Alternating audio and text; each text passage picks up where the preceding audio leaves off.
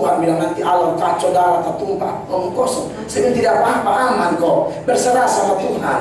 Jangan takut. Ini penglihatan begini kan seulang-ulang. Bikin jengkel orang, penglihatan bikin takut orang, putar balik semua. Lalu percaya penglihatan itu dia jangan Tuhan sempurna ancam-ancam orang di zaman sekarang. Mau bertobat tak bertobat, saudara sudah ada konsekuensi. Tapi lebih banyak kita lihat kasih dan kasih yang Tuhan beri. Ancam-ancam orang baik kok betul. Bagaimana Tuhan yang ngomong langsung, kalau Tuhan yang ngomong langsung, firman apa lagi? Kok firman sudah habis di Wahyu, mau bikin firman baru dan kacau ya orang-orang. Banyak hati-hati ada yang penglihatan. Nah, saudara diberkati oleh Tuhan Yesus Kristus. Jadi mulai dari situ, dan resiko mereka mencari bangsa politis, Anda kan tahu, mereka jadi bulan-bulanan bangsa-bangsa besar. Diinjak-injak mereka jadi bulan-bulanan daripada bangsa-bangsa raksasa. Ini resiko mau lepas dari Tuhan Allah, mau atur diri sendiri. Nah, kalau raja-raja yang pimpin mereka atau raja takut akan Allah, maka sisi teokrasi itu masih terasa. Karena rajanya itu takut akan Tuhan. Tapi kalau raja-raja becat seperti Saul, Yerobeam, lalu itu Ahaz, lalu itu raja-raja yang jahat, Ahab, dan lain sebagainya, itu sengsara, itu sisi teokrasi itu hilang sama sekali. Nah, saudara yang diberkati oleh Tuhan Yesus Kristus, inilah nasib dari orang Israel. Sejak zaman Salomo, saudara tahu toh, sejak zaman Salomo ini bangsa sudah hancur-hancuran. Mereka kena bantai habis-habisan. Mereka diperalat oleh bangsa-bangsa besar. Mereka dijajah. Bahkan dalam konteks Maliaki saja, kalau kita pelajari, mereka kan sedang dijajah oleh Persia. Bahkan dalam masa diam itu, sebenarnya dalam masa diam, menurut sejarah, tidak ada dalam kitab, menurut sejarah, itu mereka dihantam oleh Yunani dan Romawi. Khusus kedua bangsa ini saya akan bahas minggu depan. Ya. Jadi yang hantam mereka mulai dari Babel, Persia, Yunani, Romawi. Zaman Yesus itu Romawi. Ya. Tapi nanti Yunani dan Romawi saya bahas minggu depan. Jadi saudara tolong kau datang kau kita belajar sama-sama. Nah, saudara yang diberkati oleh Tuhan Yesus Kristus. Kalau kita lihat penyertaan Tuhan kepada mereka, di zaman Salomo masih bangkit raja-raja, tapi ada yang takut Tuhan, ada yang tidak takut Tuhan.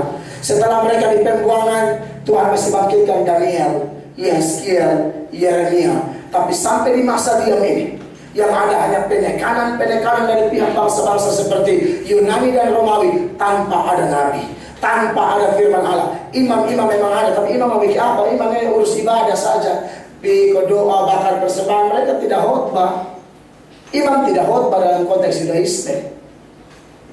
Nah, saudara yang diberkati oleh Tuhan Yesus Kristus, makanya saudara-saudara, konsekuensi mereka mau pisah dari Tuhan dan mendirikan kerajaan politis, ini yang membuat mereka hancur-hancuran. Dan ketika Tuhan datang dengan masa diam ini dan seterusnya, sebenarnya Tuhan mau rubah paradigma mereka tentang kerajaan yang dikehendakinya. Tuhan mau rubah dari kerajaan yang politis itu. Sebenarnya Tuhan mau kembalikan mereka kepada kerajaan yang betul-betul dipimpin oleh Allah. Makanya mulai sejak Yesus tampil, Yesus selalu bicara kerajaan Allah sudah dekat, kerajaan Allah sudah dekat. Supaya apa? Israel tahu bahwa Tuhan mau kerajaan yang dipimpin Allah, bukan kerajaan politis. Akibat kerajaan politis makanya kamu hancur-hancur, dibikin kayak bola dari bangsa-bangsa besar. Kayak mau atur diri toh, hancur. Mulai Salomo hancur tuh, mereka juga hancur terus. Makanya waktu Yesus tampil, ya, lanjut ke terus. Yesus pun berkeliling di seluruh Galilea.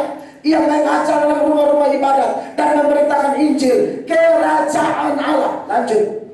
Lukas 4 ayat 83. Tetapi ia berkata kepada mereka, juga di kota-kota lain aku harus memberitakan Injil kerajaan Allah. Jadi utusan yang dijanjikan di Maliaki itu datang untuk merubah paradigma mereka. Jangan lagi kamu berpikir kerajaan yang bersifat politis, tapi ingat kerajaan yang Tuhan mau, kerajaan yang dipimpin oleh Allah. Ya, lanjut. Makanya dia utus murid-murid untuk apa? Dan ia mengutus mereka untuk memberitakan kerajaan Allah. Dalam doa Bapa kami diajar, Bapa kami di sorga, dikuduskanlah namamu, ya. Jadi datanglah kerajaanmu, jadilah kehendakmu, dan seterusnya. Selalu kerajaan Allah, dan kerajaan Allah. Bahkan saudara tahu, ketika Pilatus tanya sama dia, Yesus jawab sama Pilatus, kerajaanku bukan dari dunia ini. Ya, ini ketika bicara sama Pilatus. Jawab Yesus, kerajaanku bukan dari dunia ini. Jika kerajaanku dari dunia ini, pasti hamba-hambaku telah melawan, supaya aku jangan diserahkan kepada orang Yahudi. Akan tetapi kerajaanku bukan dari sini. Nah, ini konsep kemesiasan. Orang Yahudi memang keliru. Mereka melihat Mesias itu seperti raja dunia yang datang perang untuk beri kemerdekaan. Tapi Yesus jawab sama Pilatus, kerajaanku bukan kerajaan itu. Sebenarnya ini harus memberikan titik terang kepada orang Yahudi. Saya tidak datang bangun kerajaan dunia seperti yang kamu pikir dan kamu rindukan selama ini. Saya datang untuk bangun kerajaan Allah. Makanya saudara-saudara, pada waktu Yesus mau naik ke surga saja, murid-murid kan masih salah. Masih minta, Tuhan pulihkan Israel. Tuhan hampir tidak gubris. Tuhan itu bukan kamu urusan. Saudara lihat di sini, yang Tuhan mau pergi jadi saksi untuk memberitakan kerajaan Allah itu.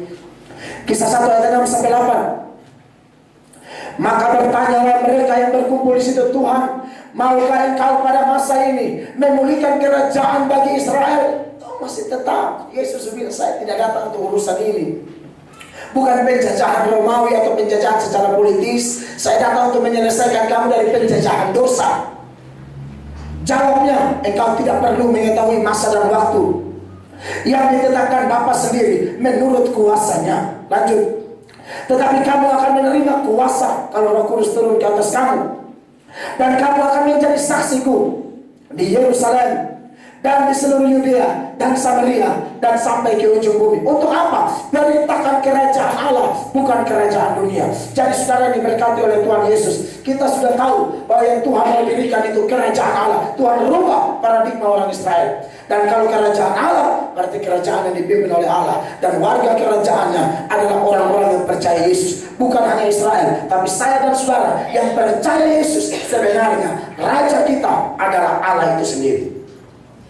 Yang kedua, ya, Tuhan mau mempersiapkan umatnya untuk memahami jabatan dan peran Kristus. Saya jelaskan sedikit. Saudara, waktu zaman raja-raja, Israel sudah tahu bagaimana karakter raja. Tuhan pakai raja karena mereka minta, toh. Tuhan pakai raja, lalu Tuhan pakai itu raja juga untuk mengatur mereka. Kalau raja yang bertobat, ya puji Tuhan. Raja yang tidak bertobat, menindas mereka begitu rupa. Jadi hal-hal tentang raja mereka tahu.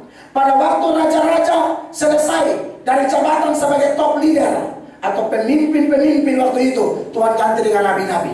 Waktu di pembuangan, Tuhan pakai Daniel, Yeskiel, Yeremia dan lain sebagainya. Tapi masa pembuangan, nabi-nabi selesai. Tidak ada. Hanya ada imam-imam. Saudara-saudara, kenapa Tuhan memperkenalkan karakter raja kepada mereka?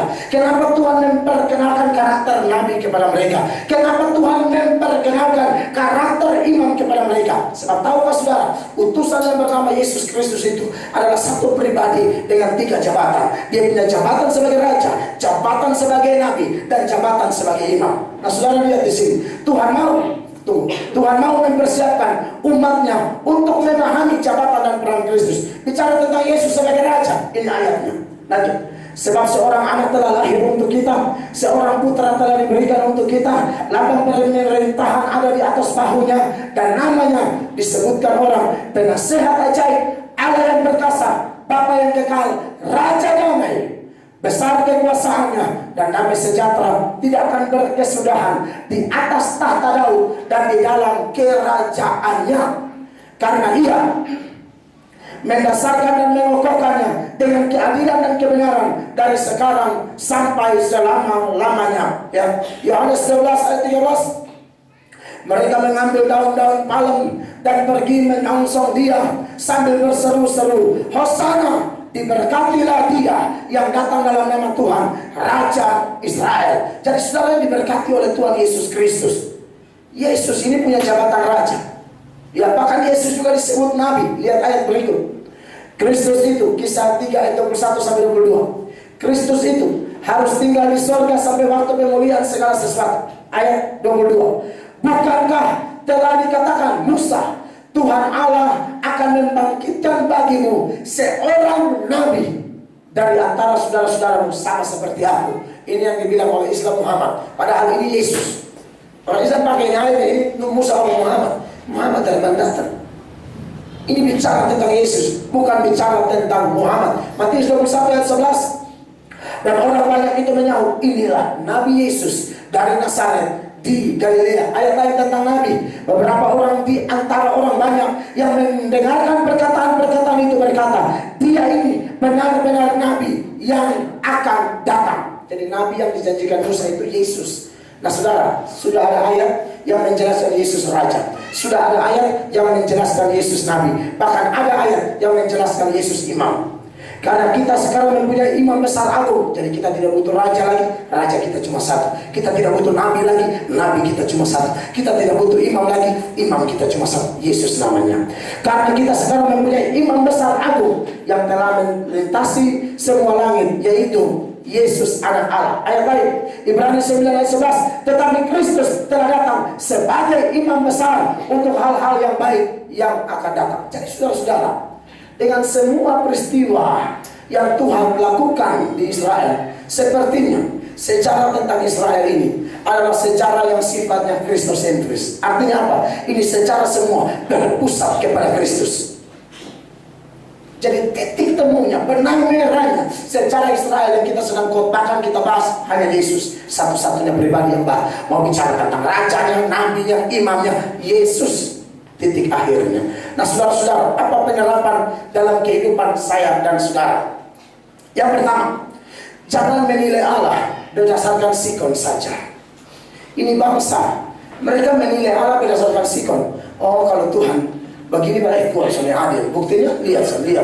Segala macam berdasarkan sikon. Saudara-saudara, ternyata yang menilai Tuhan berdasarkan sikon ini kan bukan cuma orang Israel. Kita juga begitu kan. Doa tidak sembuh, Tuhan Yesus Maha Kuasa. Sonde dapat berkat, tes PNS lulus. Tuhan ini masih bisa berkati kok sonde. Ini ketahui. Doa son jawab. Tuhan Allah kira-kira talinya ke mana? Saudara, Anda terlalu menilai Allah dari sikon. Saudara tidak pernah pikir, ada orang yang minta son jawab. Saudara, bahkan ada hal yang Anda sudah minta Tuhan kasih.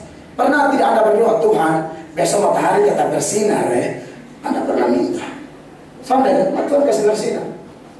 Anda pernah berdoa teman Tuhan kalau bisa besok dan gigi yang sakit. Anda selalu minta kan? Jujur Anda selalu berdoa begitu dari malam atau kebanyakan. Anda selalu Tuhan tolong besok gigi yang sakit. Tidak ada yang minta, tapi Anda gigi sakit ke sore pagi. Yang sore minta Tuhan jawab. Kadang-kadang ketemu kita lalu ukur Tuhan dari sikon. Soalnya kenal Tuhan secara pribadi dulu. Apa-apa kesalahan Tuhan, soal sembuh, oh berarti Tuhan Maha Kuasa. Putus dari dia berarti apa? Kok apa? Jangan. Amin. Selalu Tuhan Allah menjadi pihak yang disalahkan seperti mereka. Orang-orang model begini keliru. Harusnya Anda harus bilang begini, Tuhan, Engkau sembuhkan hamba atau tidak? Engkau Allah tetap Maha Kuasa. Amin. Hamba lulus PNS atau tidak, proyek hamba jalan atau tidak, hamba tetap percaya Engkau sumber berkat. Begitu, bukan gedong. Mama. Beta ya Tuhan Allah, saudara, beta, aduh Yesus ajaib, amin. Biar hamba susah menancur-ancur. Yesaya pernah bilang begini, ya, baiklah orang fasik meninggalkan jalannya, dan orang jahat meninggalkan rancangannya. Baiklah ia kembali kepada Tuhan, maka dia akan mengasihaninya, dan kepada Allah kita, sebab ia memberi pengampunan dengan limpahnya. Terus, sebab rancanganku bukanlah rancanganmu, dan jalanmu bukanlah jalanku. Demikianlah firman Tuhan. Seperti tingginya langit dari bumi, demikianlah tingginya jalanku dari jalanmu, dan rancanganku dari rancanganmu. Saudara, jangan bilang Tuhan tidak jawab doa. Tuhan ini kan jawab kita, ini kan menurut kebutuhan kita. Saya suka kasih ilustrasi orang berdoa minta otot. Tuhan tolong kasih hamba otot, hamba pulang 5 telat terus, dan hamba pulang anak-anak sudah tidur. Mau pergi kantor, anak-anak belum bangun tidur. Ini rumah tangga mulai begini bisa kacau, Tuhan tidak jumpa anak-anak. Minta mobil. Minta mobil Tuhan tidak kasih. Tiba-tiba ada tetangga baru pindah. Dia dari rumah, tetangga ada otot. Berkenalan dia Om Yusak, ini Om Ebu, orang-orang Om Yusak dengan Om Ebu, ya. Berkenalan, ternyata Om Ebu ini kantor dekat Basabla dengan kantornya Om Yusak. Om Ebu ada otot. Makanya Om Ebu ini sudah Om Yusak, tak usah repot-repot. Nanti di kantor, beta pulang, beta ke jam kantor sama. Beta juga istri anak. Maka saudara tahu, akhirnya itu terjadi. Dia di kantor, ya anak-anak sedang cium anak berpi. Pulang anak-anak belum tidur. Kan dia punya doa, biar Tuhan tolong. Butuh mobil karena pulang anak-anak sudah tidur. Mau di kantor anak-anak belum bangun. Dia tidak ketemu anak-anak. Tuhan jawab melalui apa? Kasih tetangga. Mobil bukan depo. Tetangga pun mobil. Tapi Anda dengar ini. Sebenarnya kalau Anda simak cerita ini, kebutuhannya sudah terjawab. Amin. Yang ribut itu kan kalau bisa Anda pindah anak-anak subang. Om pun tunggu nak. Om ini saksi om saya pun. Saudara, jadi Tuhan cara-cara Allah ini jauh dari cara-cara kita. Sama kayak kemarin. Ini apa dia bilang? Pesawat delay. Sama saya bilang, pendeta ini sampai Tuhan mengapa? Oh, terserah. Bisa cek nomor pengkhotbah. Serius. Semua stres dengan Tuhan Allah. Kita yakin Tuhan Allah sempurna salah. Madam bilang, ini bukan apa, tapi memang kami doa juga kalau bisa gagal. Aku ajar. Ya, secek nomor pengkhotbah. Sentak. Kita yakin Tuhan sempurna gagal. Amin. Ada apa yang terjadi di kantor hari ini, rumah tangga, hubungan dengan tetangga, tenang-tenang dulu. Amin. Jangan Tuhan semua kuasa, kenapa Tuhan apa yang satu masih hidup?